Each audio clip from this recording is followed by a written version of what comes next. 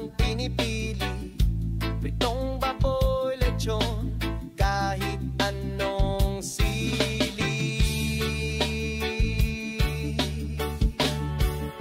Ngayon iba na, iba ng kwento, gulay at isda ang bida sa mesa.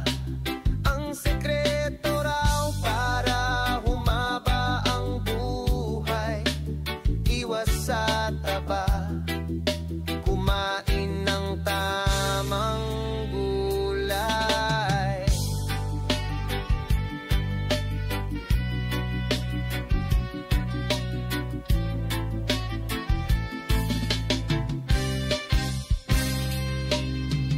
Noong bata pa, soft drinks ang kaibigan. Sa init ng araw, palamig ang kasagutan. Ngunit ngayon, tubig na ang kasama, katawan ay bantay, bawal na ang sobra.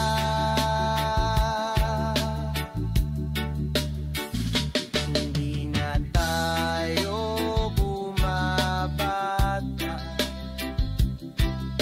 piliin ng tamang panlasa.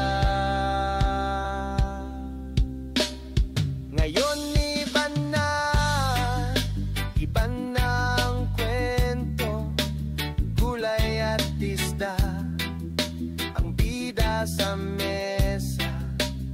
Ang sekreto raw para humaba ang buhay, iwas sa taba, kumain ng tamang gulay. Nakain na lahat ng masarap noon, kaya't di kawalan kung magbago ngayon.